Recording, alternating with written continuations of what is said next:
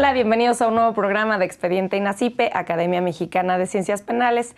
Mi nombre es Luz María Saucedo Ruz y les doy la bienvenida. El día de hoy hablaremos de un tema muy interesante que es el fenómeno de la trata de personas. En particular hablaremos de esta publicación que es de la maestra Olga Noriega Sáenz, que habla de el fenómeno de la trata de personas, análisis desde las ciencias penales y proyecto de reforma a la ley vigente en la materia. Olga, bienvenida. Muchísimas gracias por venir al programa. No, muchísimas gracias por la invitación. Y nada más quisiera hacer la observación que lo hice, el libro está hecho en coautoría con Alan García Huitrón. Es una coautoría. Es una coautoría. Pues platícame, Olga, ¿por qué deciden Alan García Huitrón y tú escribir acerca de este libro? ¿Cuándo comienza, por ejemplo, tu inquietud por el tema de la trata de personas? Mira, Luz, yo desde que entré a trabajar en el Instituto Nacional de Ciencias Penales como profesora investigadora, tuve la oportunidad de acercarme a estudiar todo el fenómeno de la trata de personas. Te estoy hablando ya casi de una década, hace una década que estoy estudiando el delito de la trata. Y bueno, pues dando clases sobre trata de personas y también estando muy de cerca junto a las víctimas de trata. Entonces, bueno, pues platicando con Alan García Huitrón, habíamos quedado de hacer un libro que se iba a llamar El ABC de la trata de personas, un libro muy, muy sencillo que explicara cómo se da el fenómeno de la trata de personas. Como bien sabes, la trata de personas es un delito multifactorial, multicausal y pluriofensivo. Yo te podría decir que es uno de los delitos más complejos, si no es que el más complejo de todos los delitos graves que tenemos. Entonces pensamos en hacer un pequeño libro de ABC de trata de personas, pero bueno, pues al fin y al cabo... Se transformó en este que no es tan pequeño, ¿no? Así es, al fin y al cabo se transformó en ese libro que no es tan pequeño, es muy, muy amplio, porque, bueno, pues analizamos desde muchos puntos de vista lo que es el delito de la trata de personas. Tuve la oportunidad de leerlo y es una publicación que está muy, muy completa acerca de la trata. Para dar una introducción al auditorio, ¿podrías definirnos la trata de personas? Bueno, mira, como te había dicho, la trata de personas es el elemento principal de la trata de personas, es el engaño que se hace hacia las víctimas. Voy a usar una definición para que todo mundo, para que tu público me la pueda entender. Es un secuestro que se da mediante el engaño a una persona para después, con el fin de ser explotada. Es decir, hay una conducta, ¿sí? La conducta muchas veces se centra en la captación, en el traslado, en el enamoramiento, y después son los medios comisivos, ¿sí? Es la conducta, los medios comisivos y el fin, que es la explotación sexual o para fines sexuales o para fines de trabajos o servicios forzados. Es decir, hay muchas circunstancias de la trata de personas. Entonces, podríamos decir que se cosifica a la persona, ¿sí? Para sí o para un tercero, para obtener un beneficio para uno mismo, un beneficio económico, ¿sí? O para un tercero, con el fin de la explotación.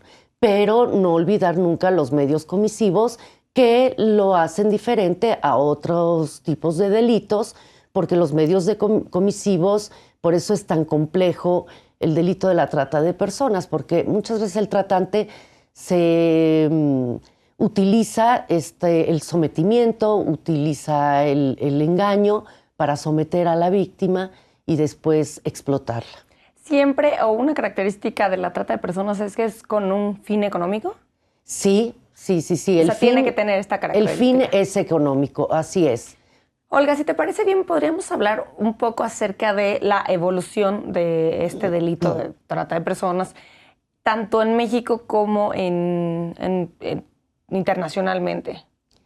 Mira, Luz, el delito de la trata de personas ha evolucionado muchísimo, sobre todo a raíz de la globalización, ¿sí? Todas estas cuestiones de la globalización han hecho que el delito de la trata se vaya transformando. El delito de la trata es un delito conexo con otras actividades. Sí, por ejemplo, el tráfico ilícito de migrantes que puede incidir en la trata de personas, o el sexoservicio que puede incidir en la trata de personas. Y la evolución pues ha sido constante. Nosotros empezamos con una ley a visibilizar el fenómeno de la trata de personas en nuestro país con una ley del 2007. Después esa ley pues rebasó, ¿no?, las circunstancias mismas del fenómeno de la trata, fueron rebasadas y surgió la Ley General del 2012. Es la Ley General contra la Trata de Personas. Aquí el problema es que las organizaciones de la sociedad civil, al ver que no había sentencias, que los medios comisivos eran muy difíciles de probar, porque, como te digo, es un delito muy, muy complejo, entonces decidieron los legisladores quitarle en esa ley del 2012 los medios comisivos al delito de la trata, lo cual pues se alejó de lo que es el Protocolo de Palermo, ¿sí?, que es nuestro eje principal internacional en la lucha y el combate de este fenómeno delictivo, el Protocolo de Palermo. O sea, ese es, por ejemplo, es una de las regulaciones internacionales. Es una de las regulaciones internacionales. Diríamos que es la más importante de las regulaciones internacionales. ¿Y de cuándo es el Protocolo de Palermo? El Protocolo de Palermo es del año 2000. Bueno, México lo firma en el año 2003. Previo a esto no había o no se tenía tipificado la trata de personas, previo al 2007, y bueno, pues estamos hablando del 2003 también, cuando se firma el Protocolo de Palermo. O sea, ¿no había una persecución del delito de trata? Sí, bueno, es cuando se empieza a visibilizar la problemática de la trata de personas. O sea, cuando en el año país de 2007, empieza... donde surge la primera ley, donde ya firmamos, signamos con el Protocolo de Palermo a nivel internacional, y donde ya empezamos a visibilizar la trata de personas en nuestro país. Haciendo un recuento de la legislación aplicable, ¿cuáles serían? Para el delito de trata. O sea, la ley general. La ley general, sí, y bueno, pues algunas cuestiones también de los códigos penales, sobre todo a nivel estatal, que muchos de los estados pues todavía no han armonizado sus leyes con la Ley General del 2012. Todos los estados tendrían que haber armonizado las leyes con... Así es. Con la Ley General del 2012. General del 2012. ¿A qué obligaba esta ley a las entidades federativas? Bueno, como sabes, es una ley general, obliga a las entidades federativas a que se unan, ¿sí?, a signar todo lo que es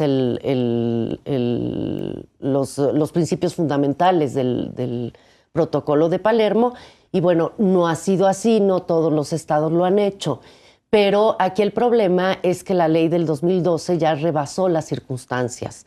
Es decir, ya no es suficiente para cómo ha estado cambiando el delito de la trata de personas, que se transforma constantemente. De hecho, eso es un tema de los que tratas en el libro, que más adelante hablaremos de él, ¿no? De por qué hay que reformar la ley pues existente actualmente. Sí. Yo quisiera que me platicaras, ya que estamos hablando de las legislaciones, ¿cómo es que impacta al delito de trata la reforma constitucional del 2011 en materia de derechos humanos? Bueno, pues la reforma constitucional del 2011 es un parteaguas total y absoluto en cuestión de derechos humanos, no solo para con la trata de personas, sino para todos los delitos. Yo creo que el cambio al artículo 1 constitucional me parece que fue el más importante, donde se establece también el principio pro persona, ¿no? Y entonces es algo muy importante para la trata de personas, porque quiero decirte que como la trata de personas es un delito multifactorial, entonces no es lo mismo una víctima, en el tratamiento de víctimas, por ejemplo, no es lo mismo una víctima de Puebla que una víctima de Quintana Roo, o que una víctima de Chiapas, o una víctima de Veracruz.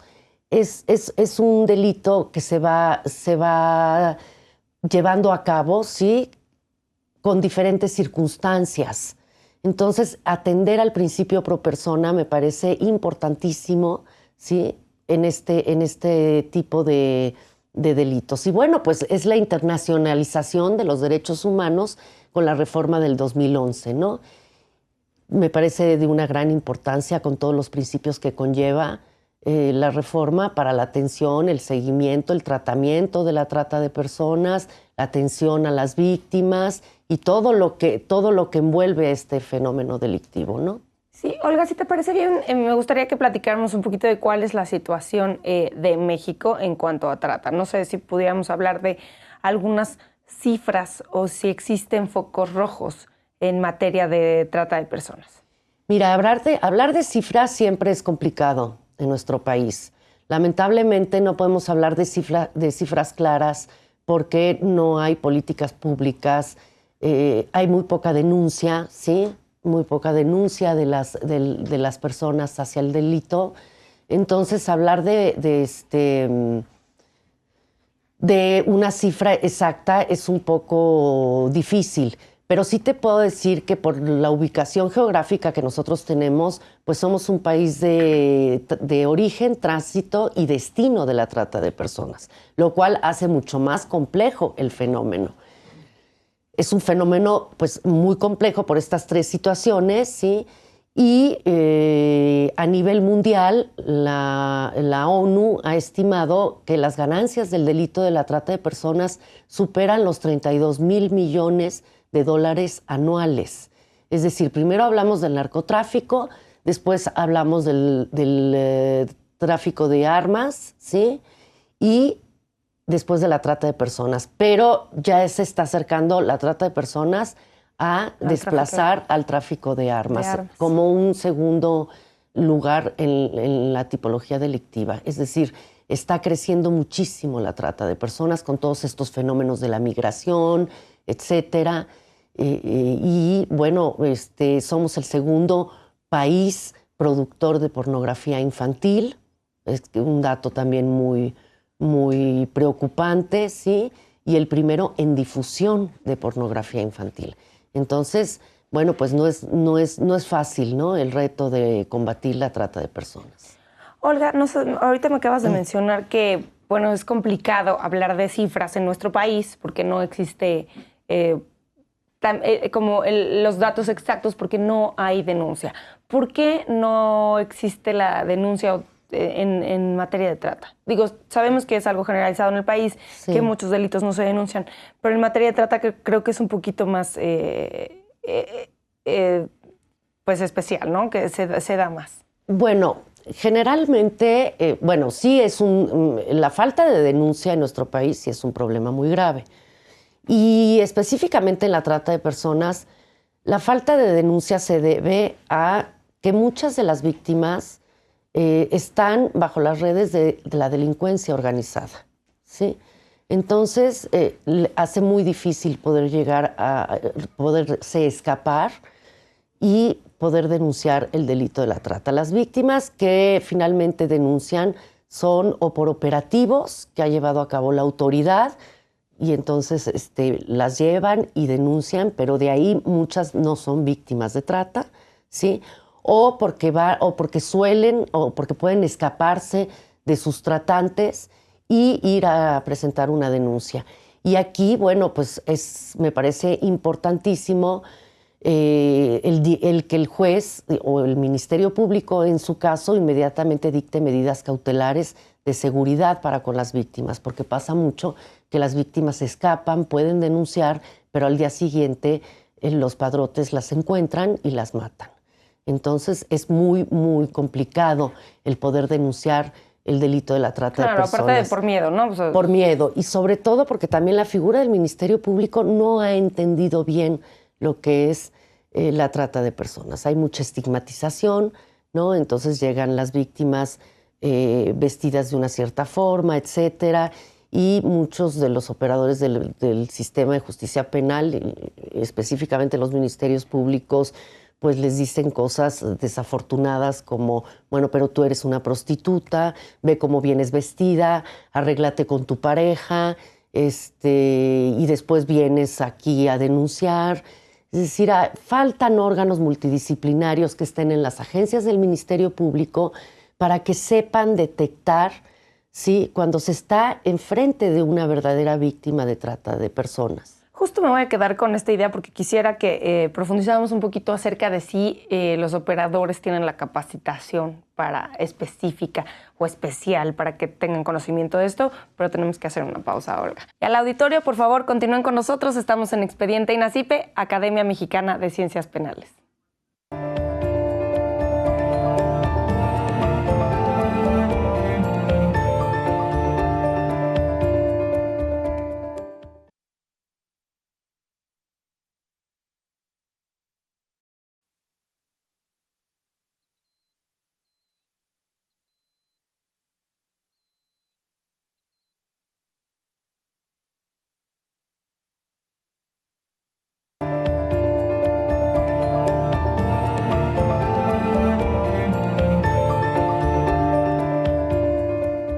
Gracias por continuar con nosotros en Expediente INACIPE, Academia Mexicana de Ciencias Penales. Les comento que pueden estar en contacto con el canal judicial a través de las redes sociales que aparecerán en sus pantallas a lo largo del programa, y también pueden estar en contacto con nosotros, con Expediente, en nuestro Twitter, que es @expediente_. Los invitamos a seguirnos y darnos sus comentarios acerca del programa.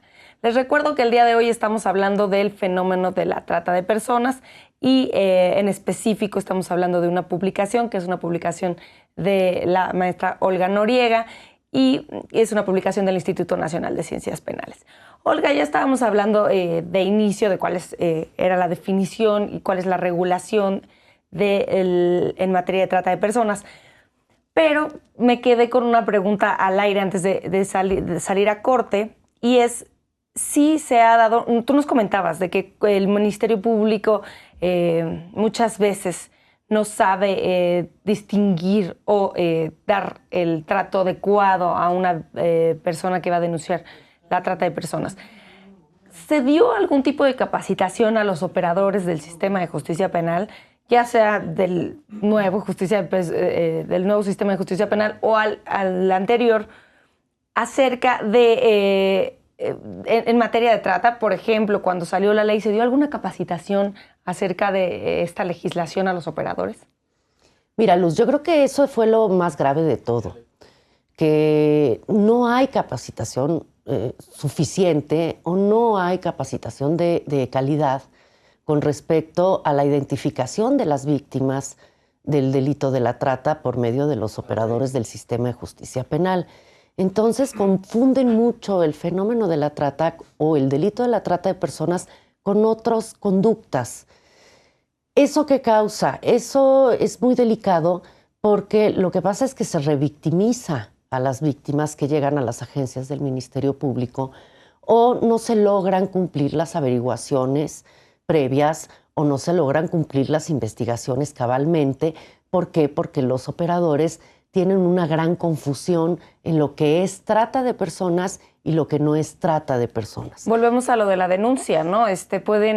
Por eso no existen cifras reales de trata, porque pueden irse permeando por otros tipos de delitos. Así es, así es. Como es un delito tan difícil de detectar por sus múltiples cuestiones, es decir, la víctima, por ejemplo, se disocia ante tanto dolor. La víctima, en el caso de la víctima con fines de explotación sexual, se disocian las chicas. ¿Por qué? Porque llegan en un estado muy mermado psicológicamente, física y psicológicamente, muchas veces en el influjo con las drogas, han sido tratadas a veces hasta 32 veces violadas en un día con los tratantes, las ponen a trabajar, etcétera, secuestradas, con mucho maltrato psicológico y físico. Cuando llegan a las agencias del Ministerio Público, muchas veces el Ministerio Público les pregunta, oye, pero si tú eres víctima, y ellas voltean y dicen, no, yo no soy víctima. Justo ese es uno de los puntos que te quería preguntar, sí. Y volvemos a lo de la denuncia, ¿no? En materia de trata, muchas veces no se dan cuenta que se encuentran bajo la comisión de un delito. Así es, porque fíjate que muchas veces el tratante se aprovecha de las condiciones de vulnerabilidad de la víctima. Entonces vienen de hogares disfuncionales, de muy baja autoestima, de pocos recursos económicos, etcétera, de un entorno social no favorable. Caen en las redes de la trata de personas y muchas veces se enganchan con el tratante. Sucede algo así como lo que podríamos llamar el síndrome de Estocolmo en el secuestro. Entonces llevan a cabo una relación con el tratante, una codependencia con el tratante. Muchas veces comienza por el enamoramiento, ¿no? Muchas veces. La mayoría de las veces de la trata de personas con fines de explotación sexual es por medio del enamoramiento. Entonces, justamente en esta ley que se está proponiendo en el Senado y que ya fue aprobada en el Senado por unanimidad, se piden los 90 días de reflexión de la víctima. ¿Para qué? Para poder empoderarla, para poder curarla, ¿sí? Y para que la víctima realmente se asuma como víctima y pueda denunciar, se sienta en confianza con las autoridades y pueda denunciar el delito. Olga, me gustaría que hiciéramos, por ejemplo, algunas diferencias entre la trata de personas y algunos tipos de delitos. ¿Qué características pueden diferenciar la trata de personas, por ejemplo, con la explotación laboral? ¿O la explotación laboral es un tipo de trata de personas? No, de ninguna manera. Y esto es una confusión que también viene en la ley del 2012, que a mí me parece que es una ley extraordinaria, porque esa ley abre la puerta para visibilizar mucho más en nuestro país lo que es el fenómeno de la trata de personas. Pero el gran problema que tiene la ley es en la definición de trata de personas. Es decir, como quitan los medios comisivos, todo es trata de personas. Claro, pues tráfico de inmigrantes, explotación laboral, esclavitud, prostitución, todos estos supuestos caerían también en el supuesto de trata. De trata de personas, y no son trata de personas. La explotación laboral, por ejemplo, es un tema que debe de ser tratado bajo el Código Federal del Trabajo, ¿sí? No puede ser tratado, no es lo mismo explotar a una persona laboralmente, pero bajo su voluntad. Es decir, me tienen en condiciones infrahumanas, no me dan de comer, tengo que trabajar 12 jornadas de 12 horas diarias, no puedo salir a ver a mi familia, etcétera, pero yo estoy bajo mi voluntad. ¿Por qué? Porque me pagan 3 veces el salario mínimo, por ejemplo. Entonces yo estoy ganando mucho más que lo que me pudieran pagar en otro trabajo. Eso es explotación laboral, pero no es trata de personas. De hecho, el protocolo de Palermo habla de trabajos o servicios forzados, no de explotación laboral. Entonces, hemos confundido muchas conductas con la trata de personas, que no son. No es lo mismo el tráfico ilícito de personas que la trata de personas. Sí, hay muchos delitos que podrían parecerse. Y de esto hablas en esta publicación y también hablas de los delitos conexos. Quisiera que nos platicaras un poquito cuál es la diferencia entre estos delitos que podrían confundirse o que podrían confundirse como trata de personas y qué son los delitos conexos. Los delitos conexos quiere decir que la trata de personas siempre va acompañada de otro tipo de delitos. No siempre, pero la mayoría de las veces sí puede ir acompañada de otro tipo de delitos. Y esto es muy importante hacer hincapié en esto, porque probablemente, pues la víctima sí es retenida, sí es sometida para fines de explotación, pero en el transcurso, en el iter criminis, podría decirse así, se cometen, el tratante, el sujeto activo del delito, comete otros delitos. Es decir, muchas veces la víctima es forzada a cometer inclusive delitos de portación de drogas o delitos inclusive hasta de homicidio, etcétera. De robo, ¿no? De robo también. Entonces son los delitos conexos que acompañan a toda esta circunstancia y a todo este proceso de la trata de personas, pero que es un excluyente de responsabilidad penal de la víctima, porque la víctima está sometida. Entonces muchas veces el mismo tratante la obliga a cometer otra clase de delitos. Por eso hablamos de los delitos conexos, porque muchas veces no nada más se castiga el delito de la trata de personas, sino también otros delitos que cuando estuvo la víctima bajo las redes de la trata se dieron, ¿no? Podría ser también, por ejemplo, el delito de delincuencia organizada, ¿no? Sí, claro. Que claro. Se da. Olga, me gustaría que habláramos del perfil de la víctima. Ya hace unos momentos hablabas de algunos ciertos puntos que podrían hacer una persona más vulnerable de trata. Pero ¿existe algún perfil establecido de quiénes son las personas más vulnerables para ser víctimas de trata de personas? Pues mira, Luzma, yo te diría que como en todo, ¿no? Las más vulnerables son las víctimas que tienen pocas condiciones, oportunidades laborales, condiciones socioeconómicas bajas, con la autoestima baja, que vienen de grupos vulnerables. ¿Sí son por eso hay que ver de clase socioeconómica baja? Generalmente sí. No en todos los casos. Sí, hay casos en los que las chicas o los menores vienen de condiciones económicas altas, pero digo, la mayoría tienen esta cuestión de vulnerabilidad, de falta de autoestima, han vivido violencia familiar, etcétera. Entonces sí hay una cuestión que caracteriza un poco a las víctimas de la trata de personas.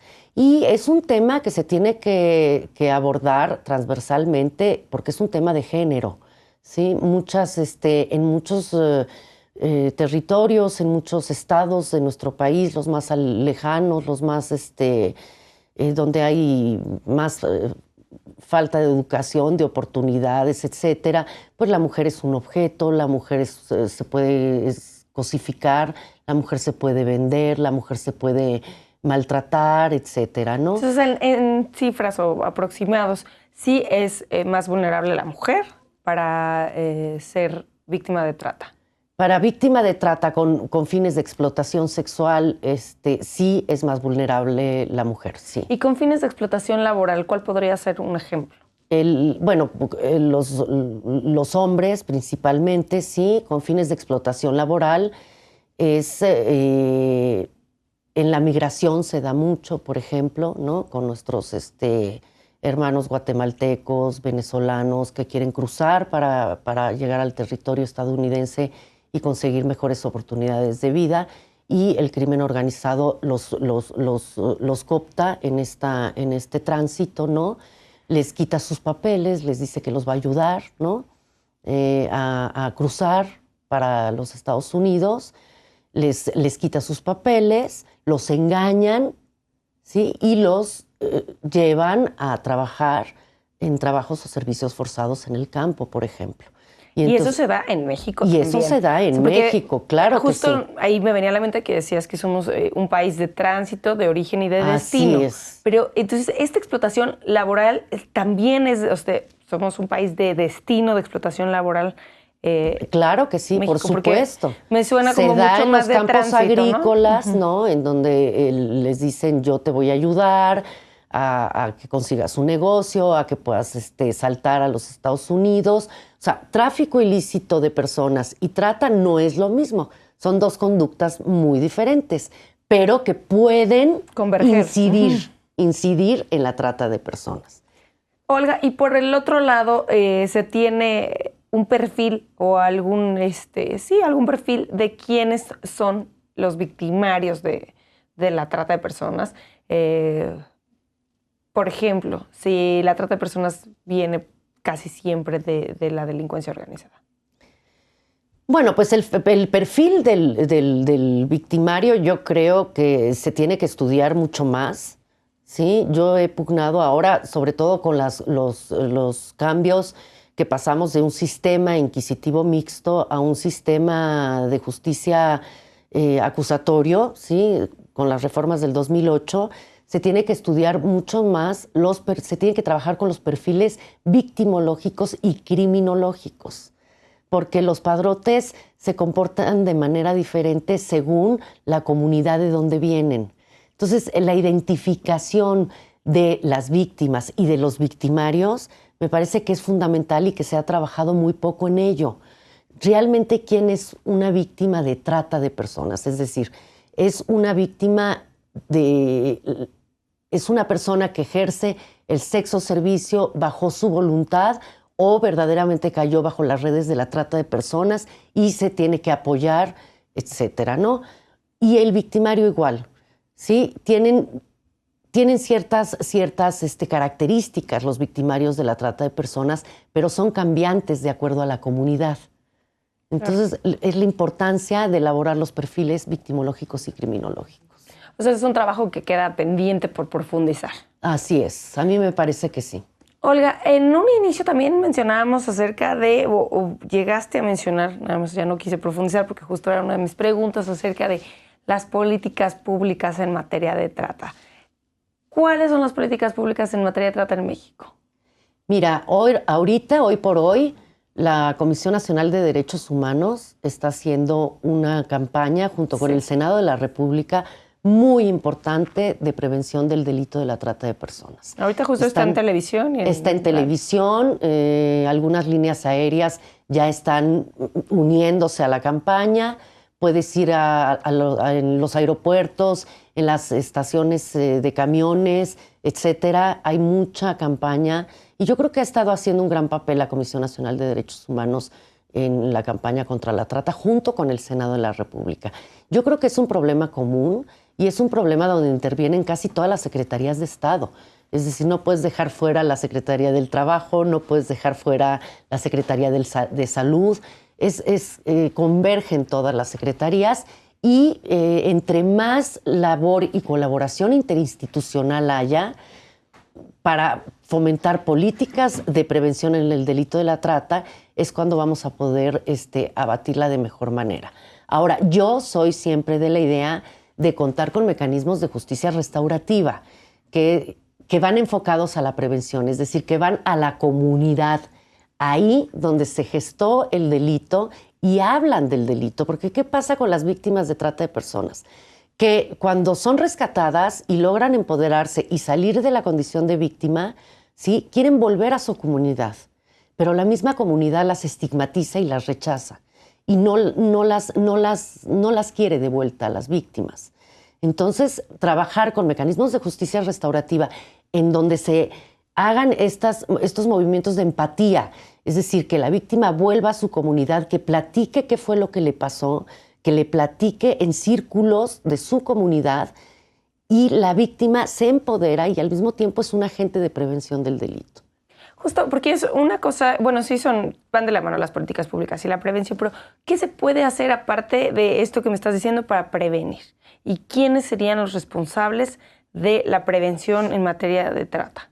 Bueno, pues yo creo que la prevención es inmensa, es un campo inmenso el que se puede hacer en prevención en materia de trata de personas, desde las escuelas, ¿sí?, desde los medios de comunicación.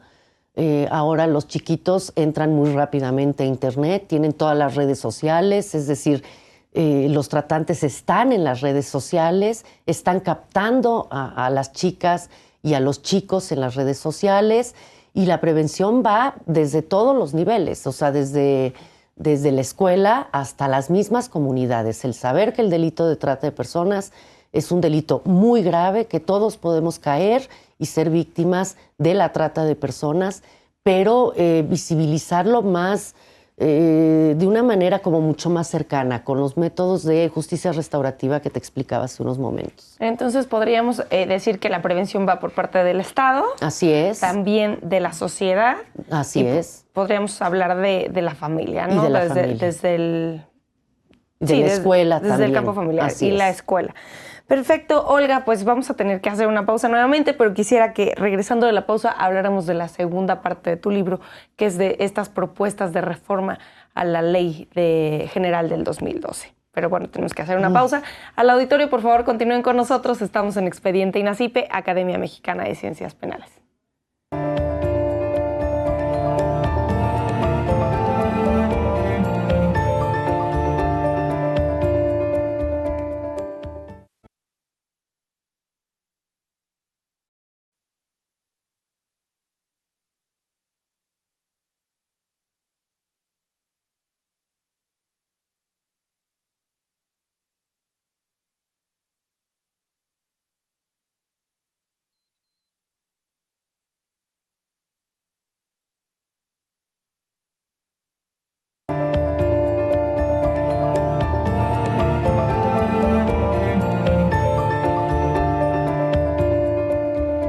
Gracias por continuar con nosotros en Expediente INACIPE, Academia Mexicana de Ciencias Penales. Les recuerdo nuevamente que pueden estar en contacto con nosotros a través de las redes sociales del canal judicial con el hashtag Cultura Jurídica y también en nuestro Twitter que es @expediente_. Queremos saber sus comentarios y sugerencias acerca del programa.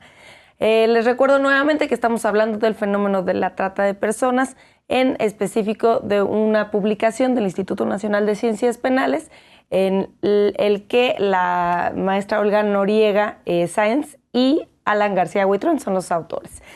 Olga, antes de irnos a la pausa ya estábamos platicando acerca de que en la segunda parte de tu libro hablas de las propuestas de reformas a la ley. Quisiera hacer como un preámbulo. En el 2012 se crea esta ley y a lo largo de este tiempo se han tratado de hacer varias reformas. Me platicabas en el corte que no se habían realizado. Yo recordaba que en 2014 se habían presentado, en marzo del 2014 se habían presentado propuestas de reforma a esta ley general y cuéntanos qué es lo que pasó. Yo pensé que estaba reformada. Te voy a decir, ¿es una reforma extra a la del 2014? No, mira, lo que pasa es que la ley del 2012, vuelvo a comentarte, Luz, es una ley muy importante porque se visibilizó, se hizo una ley general y se visibilizó el problema de la trata de personas. Pero, ¿qué fue lo que sucedió con la ley del 2012? Así como tuvo muchos beneficios, por ejemplo, la trata se consideró ya un delito grave, es decir, con merecedora de la prisión preventiva. El juez tiene que dictar de manera inmediata la prisión preventiva en el delito de la trata de personas en contra del sujeto activo del delito. Prevé muchas medidas cautelares, entre ellas el respeto a la intimidad de la víctima, ¿sí? El respeto al resguardo y a la seguridad y la intimidad de la víctima, entre otras cosas. Esa es la ley del 2012 que se vuelve una ley general y que se aprueba por el Senado. Pero ¿qué fue lo que pasó? Que diversas organizaciones de la sociedad civil se dieron cuenta, se quitan los medios comisivos.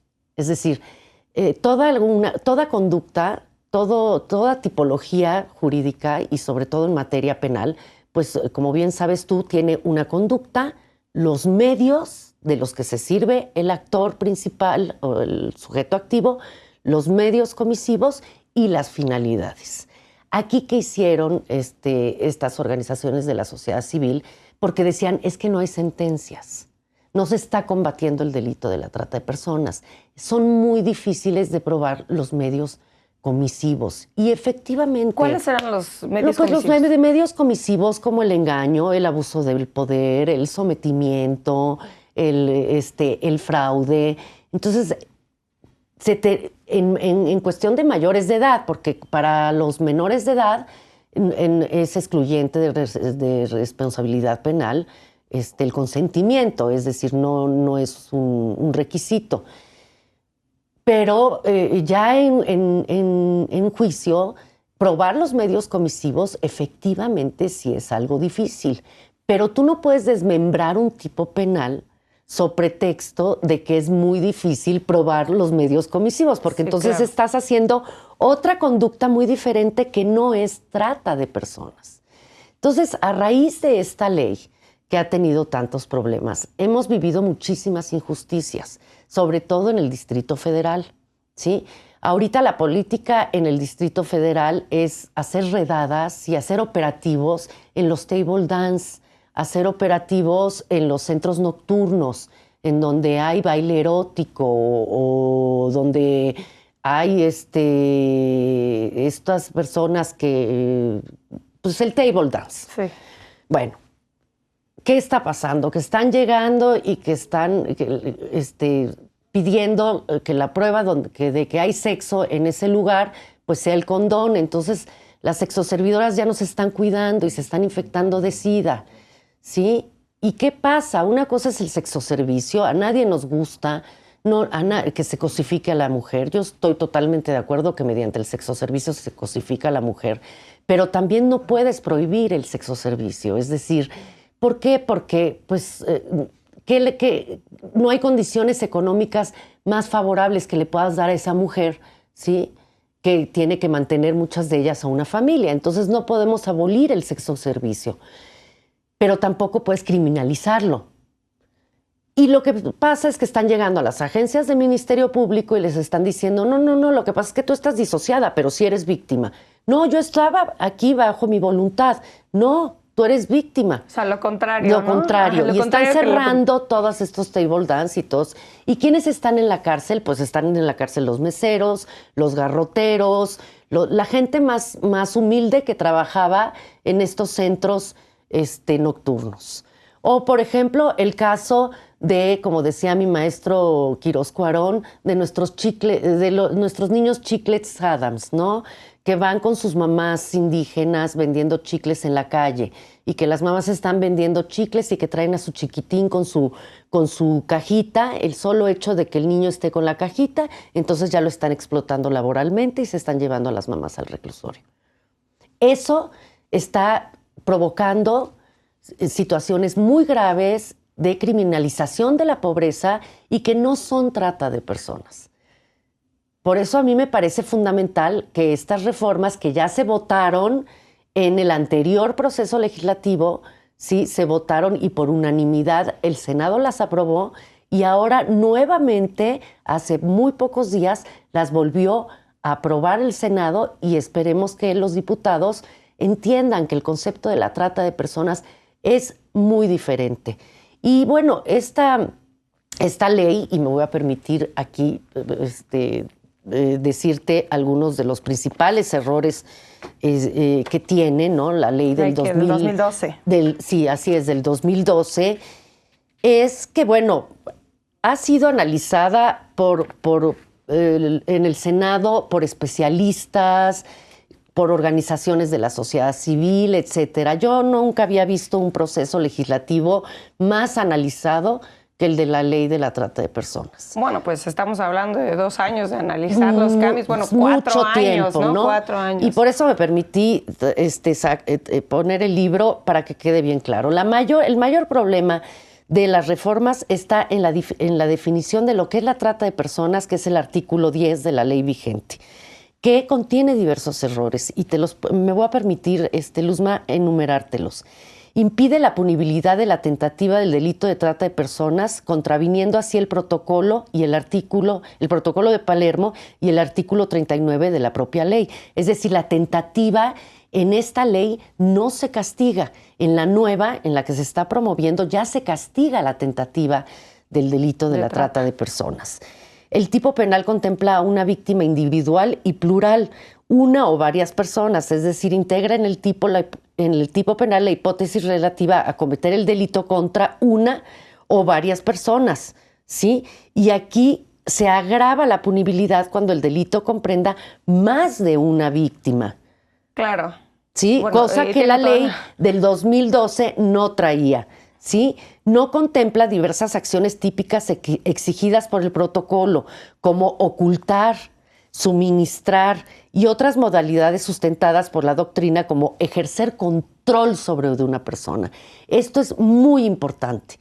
¿Por qué? Porque el victimario ejerce control sobre la víctima, control psicológico, no tanto físico. Es decir, puedes estar sentada y puedes ver a las víctimas de trata de personas. El control es mucho más grave, porque es un control totalmente psicológico que se basa por medio de amenazas, ¿sí? Para tener el sometimiento de la víctima. Que quien está bajo el delito de trata pierde su libertad. Total y absoluta. Total y absoluta. O sea, muchas víctimas sí pueden circular en su entorno, ¿sí? Pero están constantemente vigiladas. ¿Sí? Están constantemente sometidas mediante la amenaza, ¿sí? Es decir, si tú te mueves, si tú te vas, te voy a matar, mandar matar a tus papás, a tus hermanos, etcétera. Entonces viven en una constante amenaza. Sí, así claro. es. Otra cuestión muy importante es justo lo que llevo diciéndote en el programa, que no contempla los medios comisivos, salvo como agravantes. Lo que hizo la ley del 2012 es que dijo, bueno, como es muy difícil probar los medios comisivos, los vamos a pasar como agravantes. Pero entonces ya todo es trata, Sí, claro. si te fijas, porque estás desmembrando el tipo penal. Y entonces, ¿la dogmática penal dónde queda? O sea, sobre pretexto de que no tenemos sentencias, no podemos convertir todo en trata de personas. Y déjame te digo que los retractores de esta ley, a la que estamos defendiendo Alan y yo en este libro, los detractores de esta ley lo que dicen es que, bueno, que claro que sí hay sentencias. Y no es cierto, no hay sentencias. Y porque no son sentencias definitivas. Con un juicio de verdad, de amparo. No hay ninguna sentencia. Sí hay, habrá pero unas muy 100, pocas. 200 sentencias a nivel nacional. Pero con para hacer juicio, un problema tan grande, un problema como tan decías, grande, el tercero... así es, tenemos muy poquitas sentencias. Y el problema es de que no es cierto, porque están colgadas de alfileres esas sentencias. Con un amparo las tumban. Claro. Eso es lo que no hemos podido hacer entender, ¿no? La importancia de estas reformas.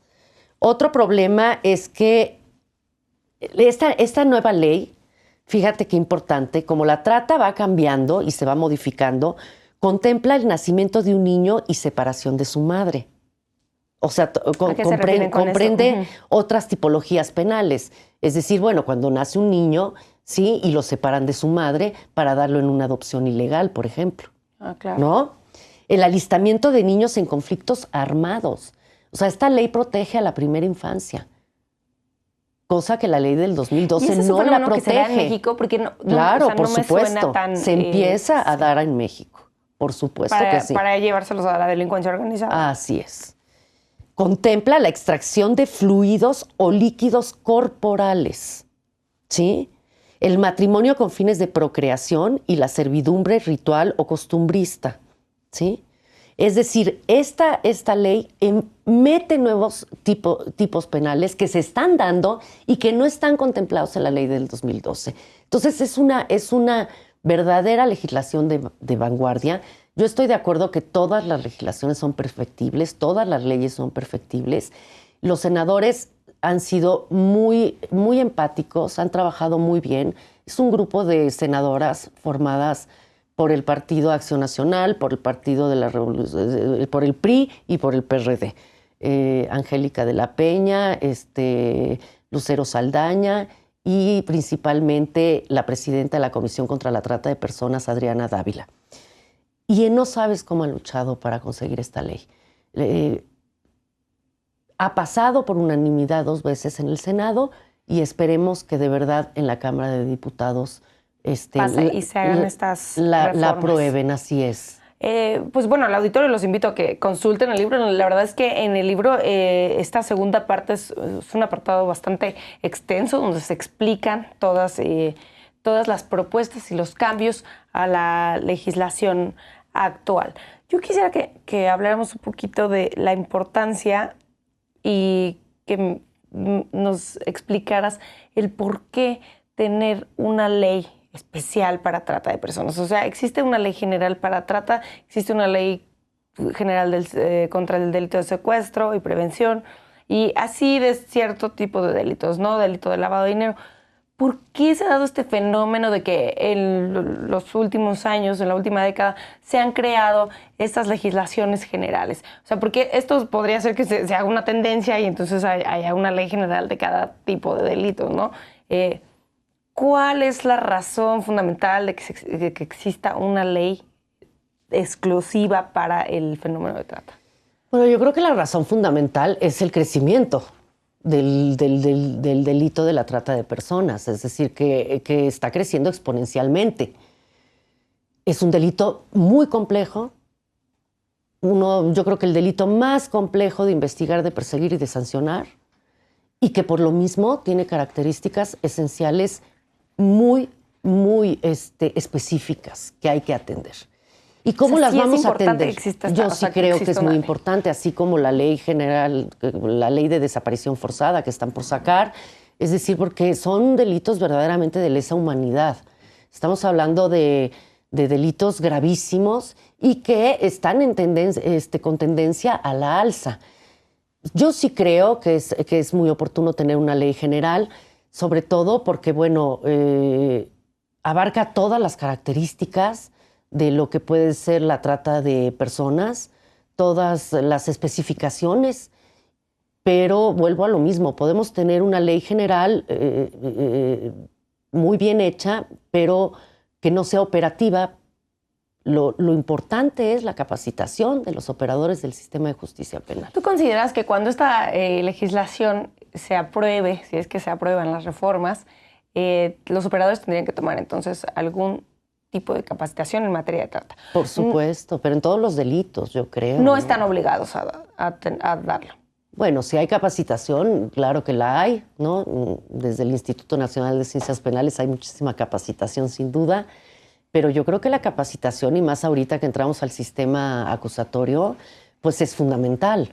Y no nada más en el delito de la trata de personas, sino en todos los fenómenos delictivos. Pero sobre todo la creación, y es el nuevo libro en el que estoy trabajando, en la creación de los perfiles victimológicos y criminológicos. Cómo saber identificar cuando verdaderamente ese chiquitín que te decía yo que está vendiendo chicles está siendo explotado, es decir, está siendo explotado para que venda chicles o realmente está acompañando a su madre. Entonces ahí es la línea más delgada, la línea más delgada entre la criminalización y la justicia. ¿Y eso cómo se da? Con la preparación y con la identificación, con saber verdaderamente quién es el tratante, ¿sí? Con saber verdaderamente quién es víctima de trata de personas o es víctima de otro delito. Pues estaremos muy al pendiente de esta próxima publicación. Olga, nuestro tiempo se terminó, pero por último me gustaría que invitaras al auditorio a que consulten tu libro y el de Alan García. Bueno, pues yo quisiera invitar al auditorio a que consulten mi libro del fenómeno de la trata de personas, en donde hacemos un análisis sociológico, victimológico, criminológico de todo lo que es el fenómeno de la trata de personas, pero también los invitamos a que consulten todas las tipologías, desde todo lo que ha sido la ley nacional, internacional, todos los tratados internacionales que hemos firmado en la materia y que nos exigen a prepararnos cada día más a los operadores que trabajamos, ¿verdad?, para combatir con este grave delito contra la trata de personas. Muchísimas gracias por su atención y muchas gracias por la invitación. Olga, muchísimas gracias por venirnos a platicar de esta publicación tan interesante. Gracias. Al auditorio los espero la próxima semana en un nuevo programa de Expediente INACIPE, Academia Mexicana de Ciencias Penales, ya lo saben, por el canal judicial.